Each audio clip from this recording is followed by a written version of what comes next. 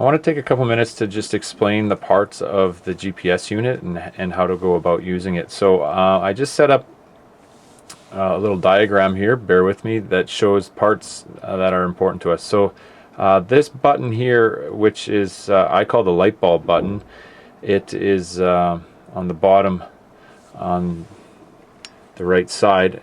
That's, if I hold that button, that will actually power up the unit.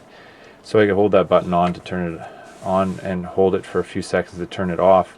Another button that's important to the kids is the what I call the X button. So it just has a square with an X in it. And then on the other side, the page button is down on the bottom, and then there would be two arrow buttons that really don't have to be used that often that are above that.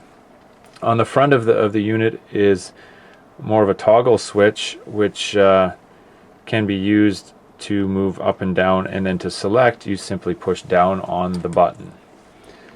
When you turn on the GPS unit, you'll see that it's trying to acquire satellites, and the light bulb button we talked about, if you just push that a few times, you'll actually change the level of brightness on the unit, so that's handy. And then anytime you want to exit out of something, I want to get rid of that on my screen, I'm just simply using the X button. Obviously I'm recording this indoors, so it's still trying to acquire satellites, and it likely won't find strong enough signals in here.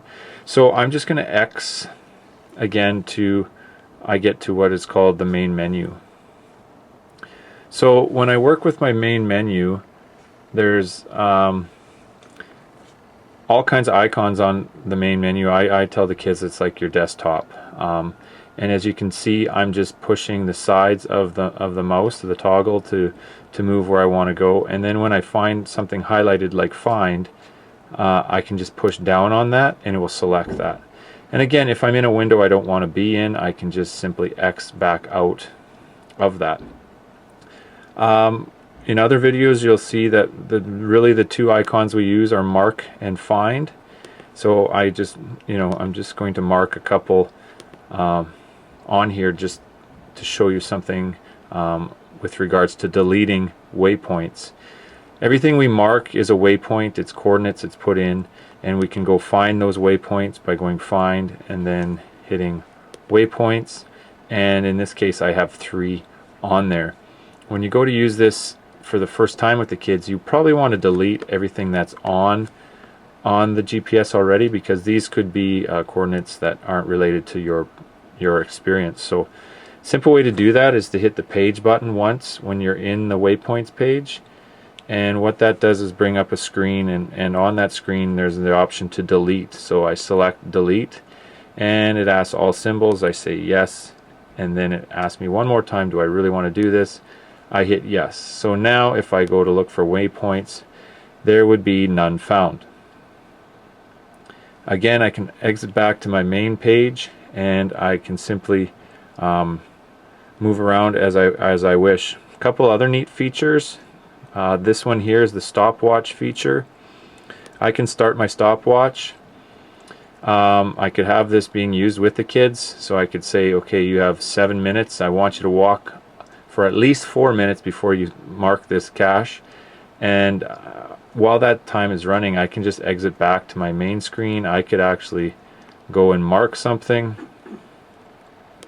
Say I found my spot, I mark it, and then I can check, oh, how much time do we have to be back? Oh, I still have 3 minutes, and I can use the stopwatch as I'm working through it. Obviously there's a lot of things on here that get into quite detailed, and we don't really need to worry about that for our intensive purposes, but basically those are the buttons I need to use. So again, I have my light bulb button, and again that can change the level of my screen. It's my power on and off. The X button, which is really important to navigating through screens, and my mouse and my page button. So those are basically what I need to use. So if I have marked something, and then I want to go, oh, it says I have no signal, so I'll just exit out of there. And then I want to go find it.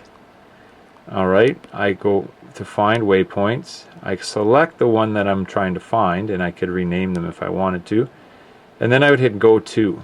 And what comes up is a yellow map screen.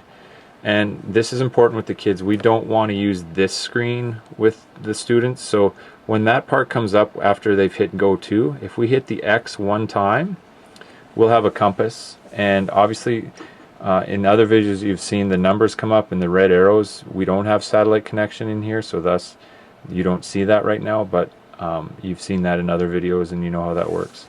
Once they've found the location, done everything they needed, they can exit back to the main menu. We talk about giving the GPS unit back to the teacher. The teacher then goes to find waypoints and they get it on the right proper list, so then when kids come to look at the screens, they can pick out which ones they still need to find all their caches.